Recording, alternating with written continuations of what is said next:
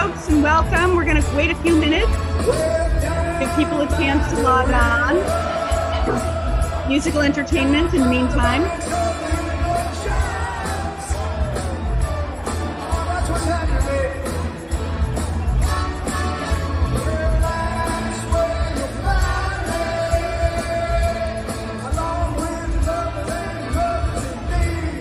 Give people a couple minutes. Just logging on. We're going to give people a couple minutes to join us. It is a couple minutes.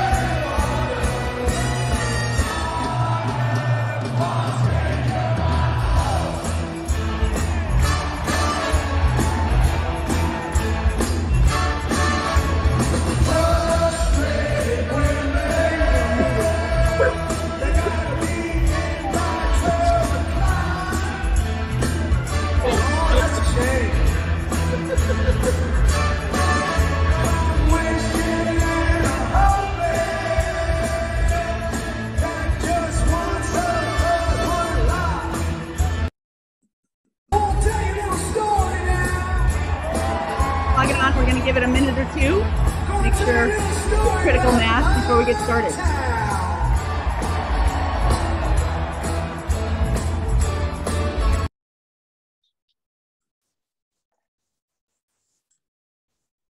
All right. Well, thank you all so much for joining us. Welcome to CRWA's 2022 annual meeting. First, did you recognize the song? Never Gets Old. That was the Boss's version, though, from 2 weeks ago at TD Garden. My name is Emily Norton. I'm the executive director here at CRWA. Just super excited to have you all with us. 170 registrants, which is our most ever. Maybe because it's so easy to log on in your bathrobe and slippers. Here is our agenda for the meeting. Our board president, Linda McLane, will offer some welcoming remarks and then kick off the business meeting. For those who have not attended, oops, I'm getting a little.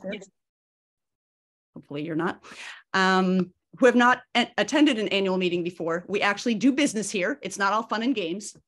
Then we will show a short video about our impact over the last year and the incredible successes that you have made possible. That will be followed by our awards ceremony, where we get to lift up the many unsung heroes that have played and continue to play such vital roles in the protection of the Charles.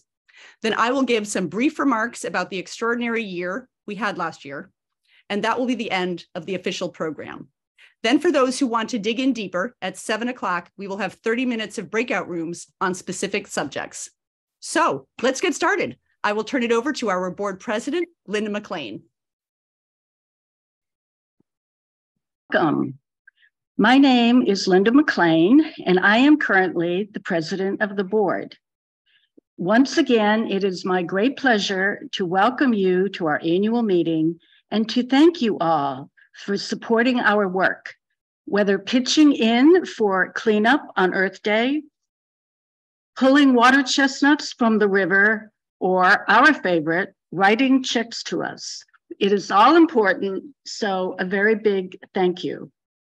This will be my last meeting as board president. With your vote in a few minutes, I will be handing over the reins to a fellow board member.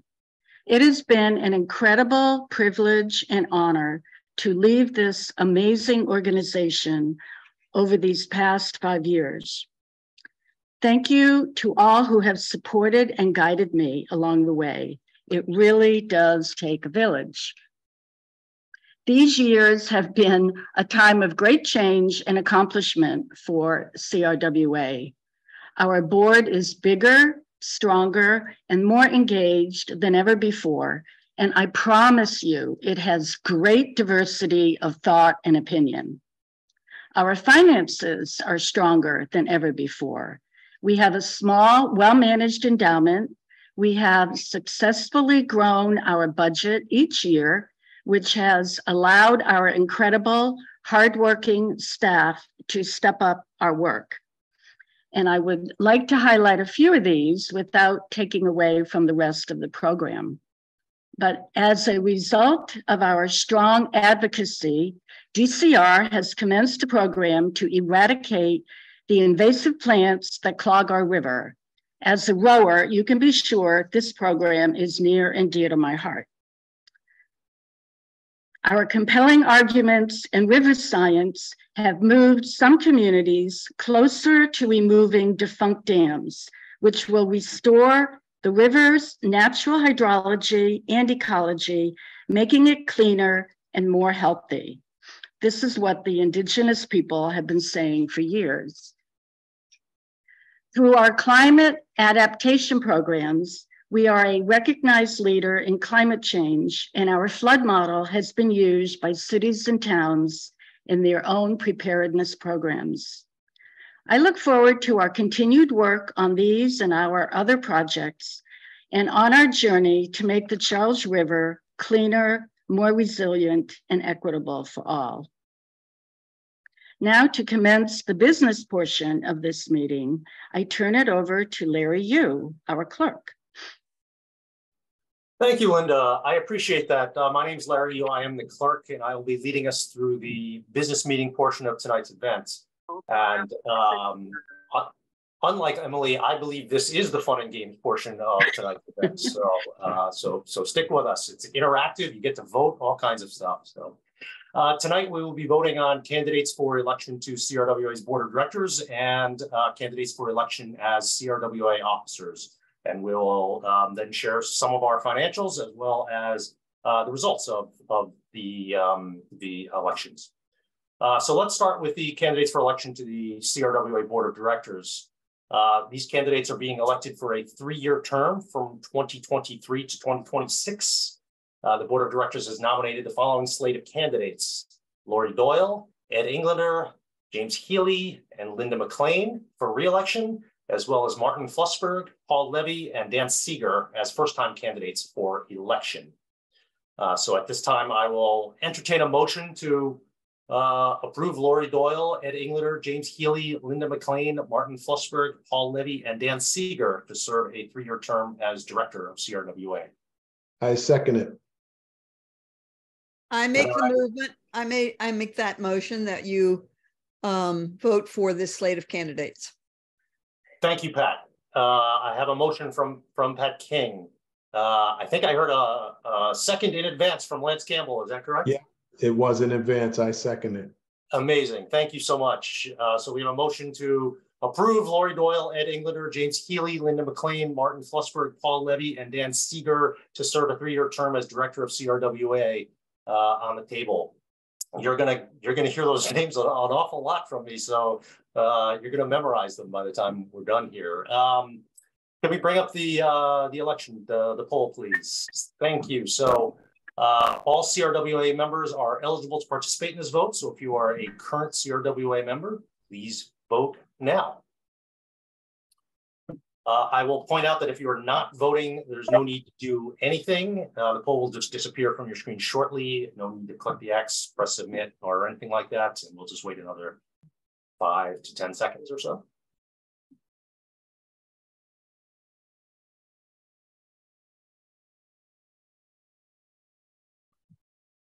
Okay, let's close that and on to our second election here. The Board of Directors has also nominated candidates for officer positions to serve 2-year terms through the annual meeting in 2025. They are Toni Hicks for president, Peter Fernandez for vice president, and myself, Larry Yu, for clerk.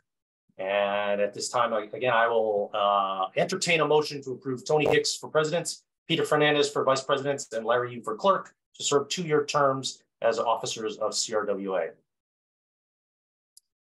Would anyone like to make that motion? I'd like to entertain a motion to elect as candidates Toni Hicks, Peter Fernandez, and Larry Yu. Second. Jim Healy, second. Thank you, Jim, for identifying yourself. So I have a motion on the table from Lance Campbell to approve Toni Hicks for president, Peter Fernandez for vice president, and Larry Yu for clerk to serve a 2-year term as officers of CRWA.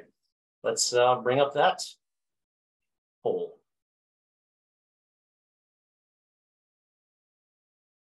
Perfect. Again, all CRWA members are eligible to vote. So if you are a current CRWA member, please vote now. If you're not voting, again, no need to do anything. The poll will disappear as soon as I count to 10 in my head.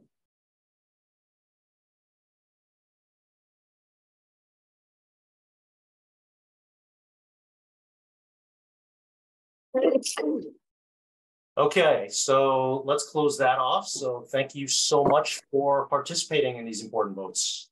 On behalf of the entire organization, I just want to extend deep gratitude to outgoing board president Linda McLane and outgoing board vice president Lance Campbell for their leadership over the past several years. And personally, I just want to add that I have learned a lot from both of you along the way from serving alongside you. So thank you for all of your service. Let's see. So I will give the results of the elections in a moment, but first, so CRWA Treasurer Lori Doyle couldn't make it this evening, so allow me to give you, I guess, a brief financial update, and then we'll announce the results of the election. There's an old saying that the best way to get to know an organization is through its budget. So welcome to the CRWA. This slide illustrates our revenue from last year, revenue and support, and you will see yourselves in this because general contributions are such a large portion of our budget and everything that we do. So thank you for all of that. And that includes, 37% from individuals, foundations 43%. So again, thank you all for all your support on this. I just want to move quickly to the expenses side of the ledger. Programs, of course, are probably what you're here tonight to hear more about. So I won't get in the way of that, but you'll see that programs are clearly the vast majority of our outlays here, spread across 5 program areas: education and outreach, climate resilience, and advocacy, making up about 75% of our program expenses. Okay, so let me quickly read off the results of the election. The candidates for the board of directors, Lori Doyle, Ed Englander, Martin Flussberg, James Healy, Paul Levy, Linda McLane, and Dan Seeger have been elected by a vote of 97% in favor, so 97%. Our second election, the candidates for officer positions, Toni Hicks for president, Peter Fernandez for vice president, and Larry Yu for clerk, have been elected 98% in favor. Congratulations, and thank you all so much for participating again in these votes, and I'll turn it back over to Linda McLane.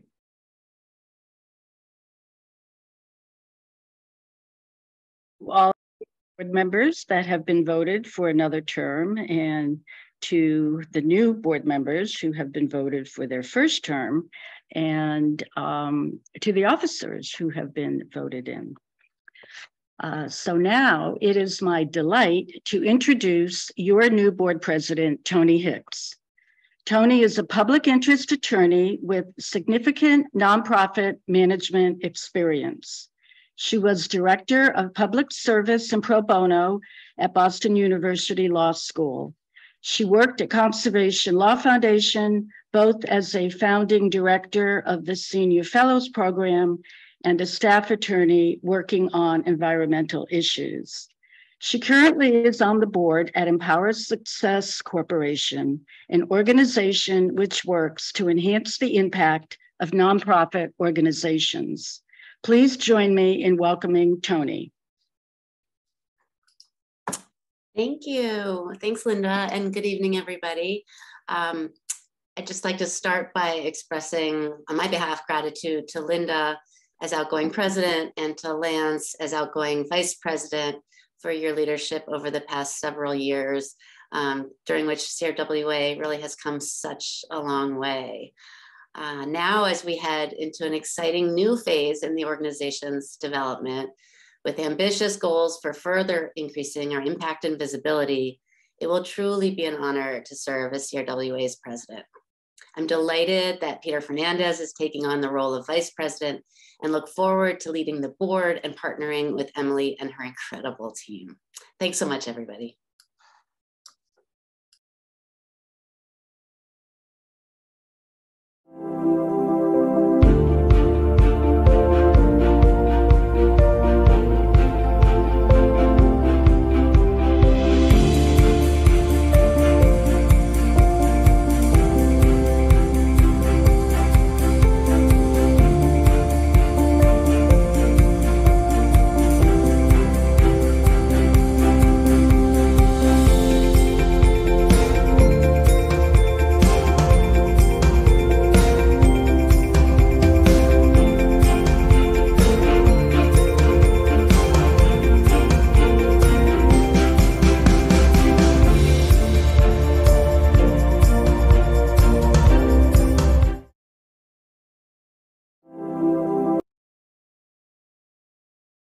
Wow, we accomplished a lot together in 2022. Good evening, everyone. My name is Heather Miller. I am CRWA's General Counsel and Director of Operations, and I'm here to kick off this year's award ceremony. This is our opportunity to recognize and appreciate colleagues, partners, volunteers, activists, elected officials, and more who have contributed to protecting and restoring the Charles and its watershed. Several of my colleagues will be joining me tonight in presenting these awards, but first I have the distinct honor and pleasure of presenting this year's Anne M. Blackburn Award. This award is given in honor of Anne M. Blackburn, who worked tirelessly over her career to protect and restore the environment. This award is presented to someone who has demonstrated dedication and leadership toward advancing CRWA's mission, and through their hard work, collaborative efforts, and enduring focus have effected improvements for the Charles River, its watershed, and our natural environment.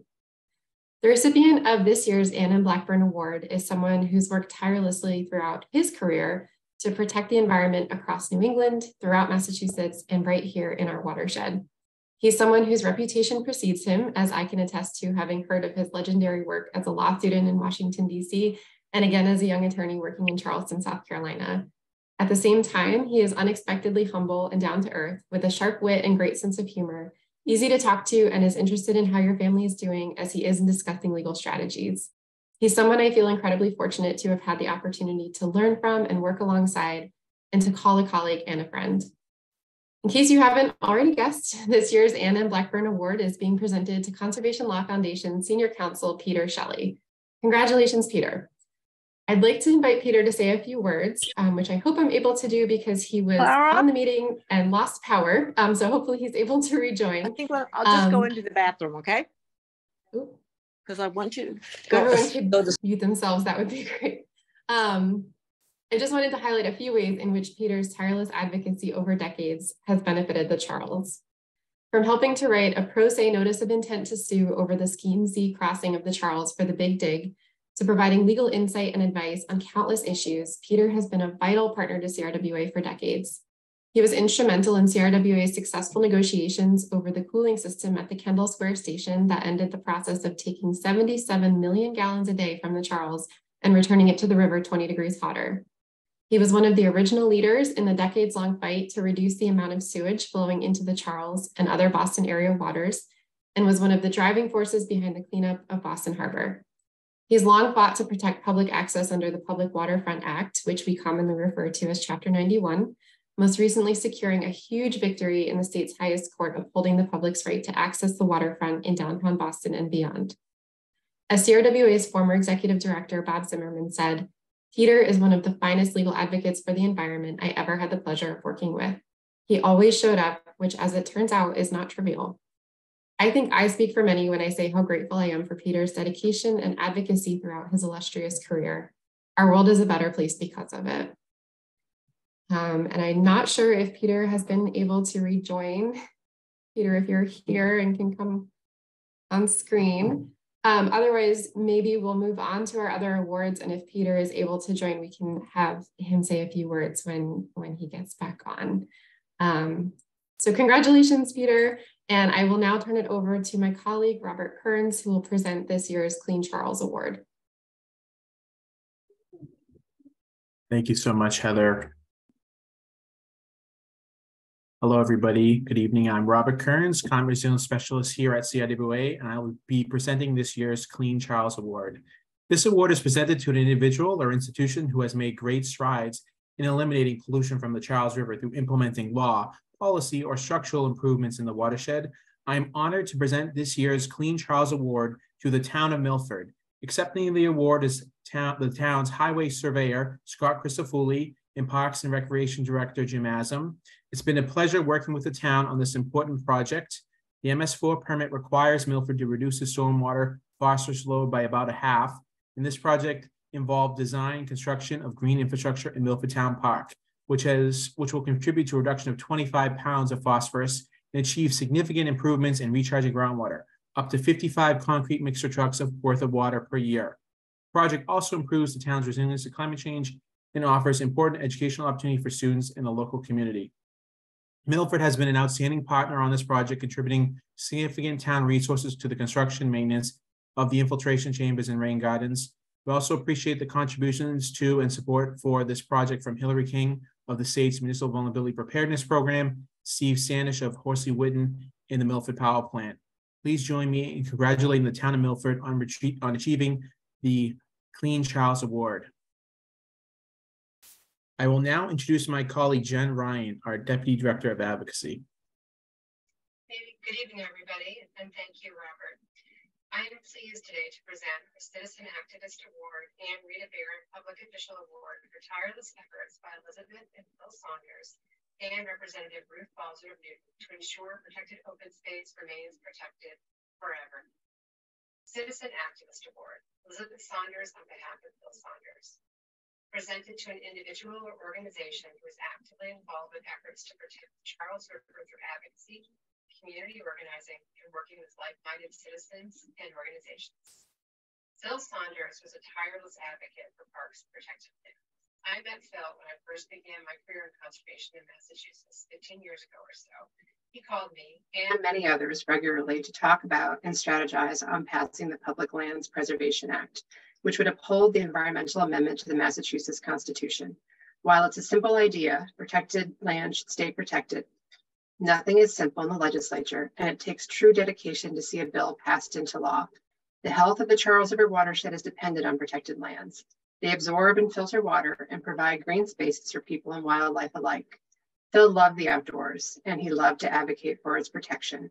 He passed this love on to his daughter, Elizabeth, who picked up the torch after he passed on May 17th, 2022, and ensured the Public Lands Preservation Act became law. Thank you, Elizabeth and Phil. Generations to come will benefit greatly from your advocacy. We are honored to award you our Citizen Activist Award.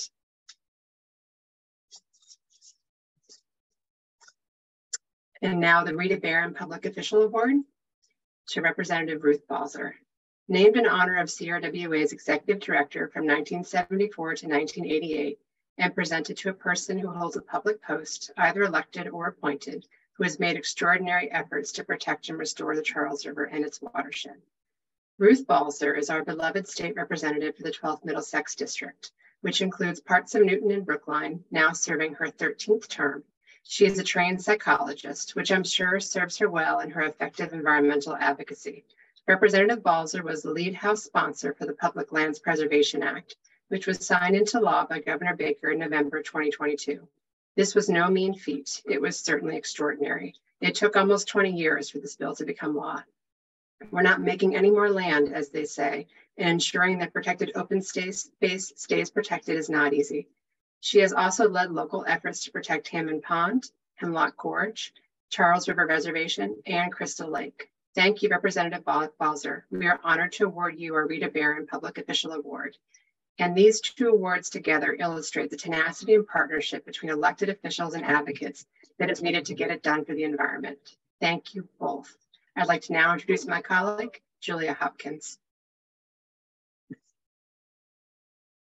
Good evening, everyone. Thank you so much for joining us tonight. My name is Julia, and I'm the Communications and Outreach Manager at CRWA.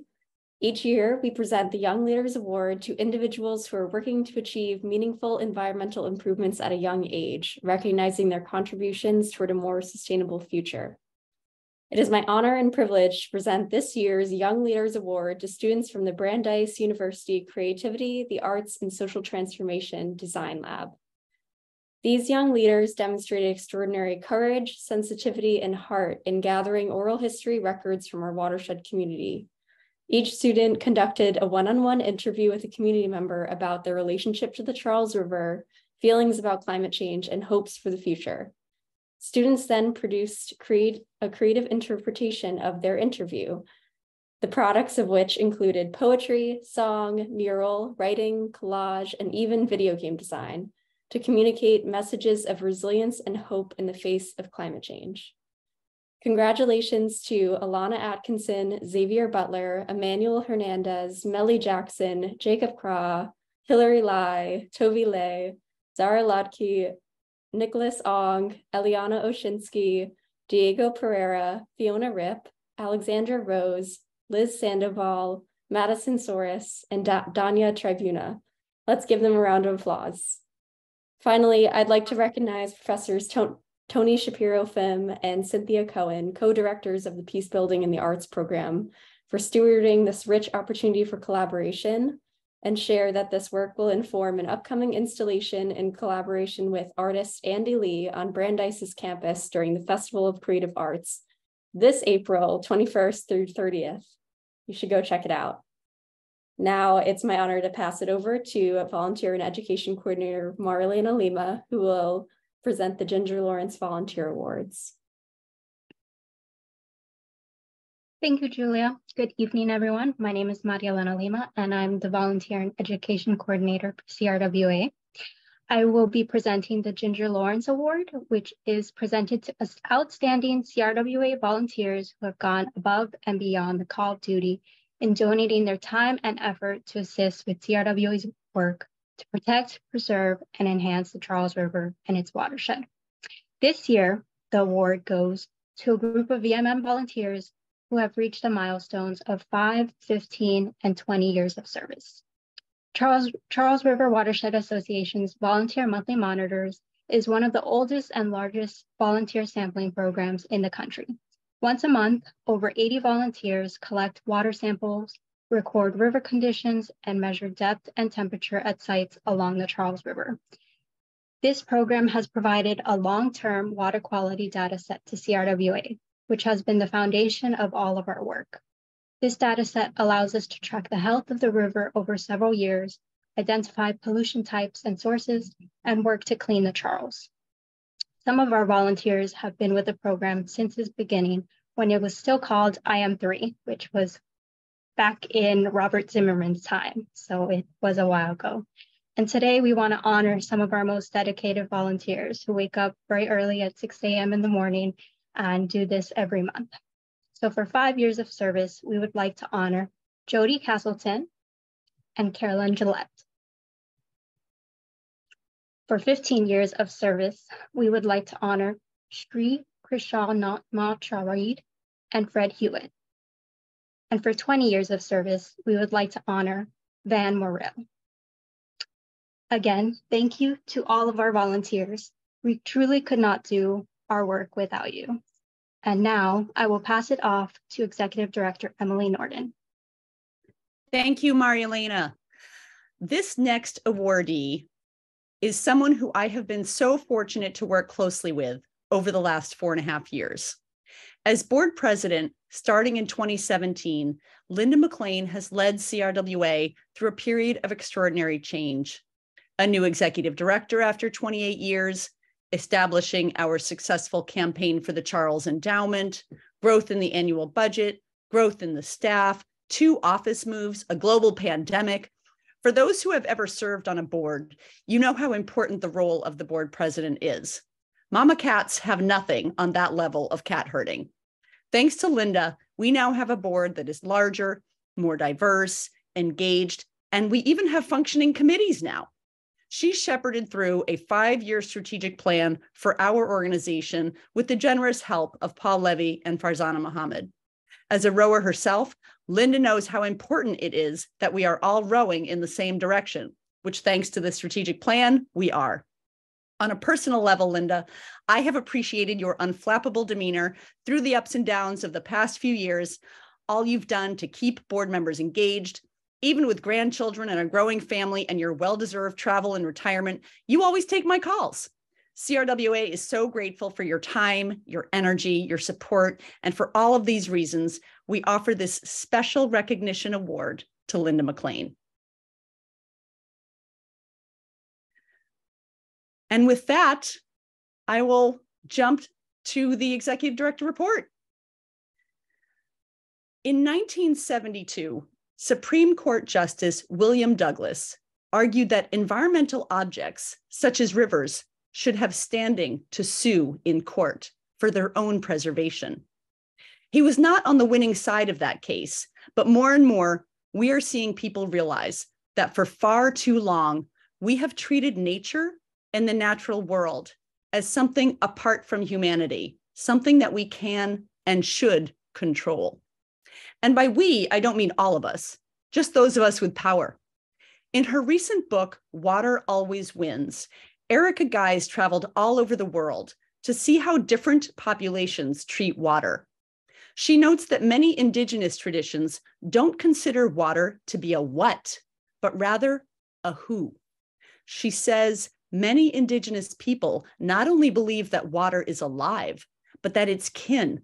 You protect it in the way that you would protect your grandmother, your mother, your sister, your aunties.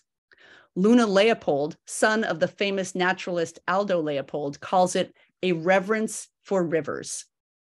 And I emphasize these points because a lot of the time when we all speak about our work, the language gets pretty jargony pretty fast. Stormwater permits, modeling typical year storms, permeable pavement and infiltration tanks, all important stuff and all the actual tools to get us to a cleaner, healthier river. But it's good to remember what this is all about fundamentally changing how we approach everything that matters to us and that we rely on for physical and indeed mental health. And this comes out in the stories that you all tell us about why you love the Charles River. Nancy Shern, the Make Way for Ducklings sculptor, talking about her teenage days visiting Norumbega Park to hear big bands play next to the Charles in Auburndale. Mackie Buck, talking about sitting under the trees, wondering about the microbial life, the small water creatures that find this shady place just right for themselves. John Rufo wrote about following closely as the river rises and falls as we experience more drought and more storms. He wrote, "The river breathes with us, rises and falls with us, sustains us, and is depleted by us. Symbiosis may be the one truth of it. We are all interconnected, and the river is part of the we." These are just some of the amazing submissions that we received when we asked you to tell us your Charles River story. Our work together is about bringing about this fundamental shift in mentality and then translating that into on-the-ground changes in how we manage water so that we are actually making manifest a reverence for our river rather than simply dominating it and controlling it. Not only because it's the right thing to do, but also because the old approach ain't cutting it anymore. The water will win, nature will win, and science will win. So we must, as quickly as possible, make this pivot to accepting that we are part of the natural world, not above it, not separate from it. I also like to remind us all of the incredible progress that we have made. Those of you especially who have lived in the area for a while, remember the river's dirty water days. These photos show the difference between treating the Charles as a literal dump and treating it with reverence. We have so many challenges on the environmental front, but I firmly believe that when we put our minds to it, we can do extraordinary things. And I know you believe it too, and that's why you're here. So what did reverence for our river look like in 2022? I will touch on just a few of our incredible victories. First, thanks to the threat of litigation from CRWA and Conservation Law Foundation, the US EPA announced a nation-leading approach to reduce polluted stormwater runoff, not only into the Charles, but also the Mystic and the Neponset rivers. Right now, cities and towns are on the hook to reduce polluted runoff and especially the phosphorus within that runoff from entering our rivers. To reduce that runoff will be difficult and expensive. What this announcement is about is requiring large property owners, that is, those with 1 acre or more, to get their own stormwater permit and therefore make pollution reductions on their own properties. And why not? Why shouldn't those generating the pollution be on the hook to stop it? Cities and towns should not be bearing the whole burden of what large companies and institutions within their borders are doing. People and organizations around the country are watching this. Now we are in intense discussions with EPA about the timing of this permit. And of course, we are arguing, along with CLF, that EPA release the permit as quickly as possible. Next up, flooding. The way we manage water today is putting us in harm's way. Full stop. We have taken the crisscross of wetlands, brooks, streams, and tributaries that used to exist, and we have buried, bulldozed, channelized them beyond recognition. But as we face more intense rainstorms from climate change, that's where the water is coming back to, where it used to be. I will tell you, cities and towns are completely and utterly unprepared for this.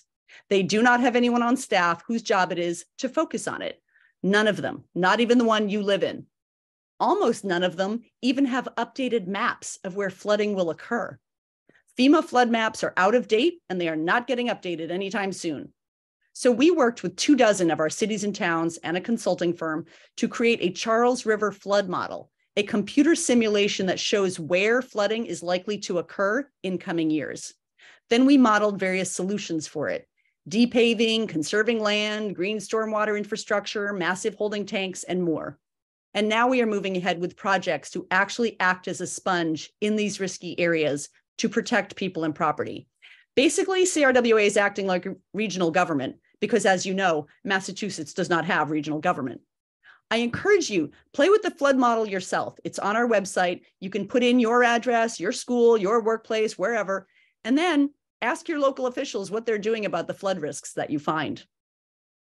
Another huge win in 2022 was that after years of advocacy, Mass DEP changed the rules such that now, for the first time, 63 public water suppliers and 87 golf courses will be required to conserve water during droughts, closing a long-standing loophole that was excluding certain water users and allowing the overuse of water at the expense of our rivers. Those are just a few of the highlights, and for those who can stick around for the breakouts, we will have a chance to go into much more detail about this work. Now I just want to touch on a few of the ways that we are increasing our impact. Our staff has grown immensely since I began in 2018, from 8 in 2019 to 17 today, and we are hiring 2 more. Our staff are phenomenal, and the more of them that we have, the more great work we can do. We're also making sure the wider world knows what we are doing. When I began this job, a consultant had told our board that CRWA was considered a best kept secret. We don't want to be a secret, much less a very well kept one. The fact that you are seeing us quoted and reported on is because, 1, we're doing great work, worthy of coverage, and 2, because our staff are working the phones, working the email, and getting us that coverage. Next, we are in the community. We have 35 cities and towns in our watershed, and in 2022, we had events and presentations and walks and listening sessions in almost all of them. The work we do is very much tied to local projects and local land use decisions, so we are on the ground making the case for those changes, building relationships with those making decisions. And we are partnering. We do not do any of this work alone. We are blessed to have so many incredible allies in this work, many of whom are here tonight. We also partner with political leaders because they're the ones making the policies. They're the ones allocating the funds. So we need their support and their leadership. And of course, we are only able to do all of this great work because you are ensuring that we have the necessary resources. This shows the trajectory of growth that we need in the future. Thank you for being a vital part of this growth, making all of these impacts possible for our river and for our watershed. I'll end with a preview of coming attractions for 2023 that I'll be excited to be reporting on at next year's annual meeting. We recently received a $1 million grant over 2 years to boost our restoration work, particularly in the area of dam removal, invasives removal, and 3 site-specific restoration projects in Boston and Newton: the Muddy River, Canterbury Brook, and Cheesecake Brook. These are all highly impaired tributaries in very urbanized areas, but we can and we will make huge improvements to them. We look forward to the EPA releasing the permit I referenced earlier so that we can get to work helping our businesses comply and reducing pollution going into the Charles. We are working on the legislative front on the drought bill, a ban on rodenticides, which are killing eagles and other birds of prey, a restriction on PFAS, the toxic forever chemical, which is polluting not only the Charles, but also drinking water sources to numerous Massachusetts communities. You'll be seeing the rollout of our Cut the Crap campaign, which is about ending once and for all sewage releases into the Charles. And we are ramping up our workforce development work, where we partner with XL Conservation Corps and a new partnership with Boston Power Corps to help train people from disadvantaged backgrounds for careers in wastewater and water protection. Last slide. What more can you do for the Charles? Of course, donate as generously as you can. Volunteer with us, become a monthly monitor, yank water chestnuts, join the River Advocates Program and be the eyes and the ears of the river in your community. Help us expand our network. Host a house party. Have us speak to your church group or garden club or Rotary Club. Meet with your legislator about our priority bills. We will help you. Take action on our action alerts. If you're a writer, help us with op-eds, letters to the editor. There are so many ways to advance our impact and demonstrate your reverence for the river. And for this year, that's a wrap. Gosh, I see I'm looking at, we're actually done a little bit early. It's great. Thank you again for your support, which makes all of this work possible. This is the end of our formal program, but now we invite those who can to join a breakout room over the next 30 minutes to dive in more deeply in small groups on a few topics. Dam removal, restoring the Charles in Watertown, tackling aquatic invasive species, our legislative agenda, and Indigenous voices in water. Thank you.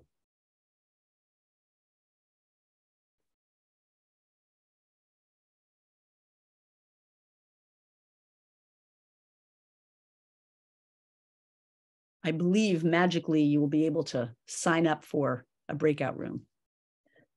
I just opened the breakout rooms. Everyone, you should see a pop-up come up on your screen. Feel free to choose one. And if you end up in there and you want to come back, you can come back to the main meeting and then choose a different room. So explore the 4 options we have tonight. I'll be changing the slides right here so you can read the descriptions for each one.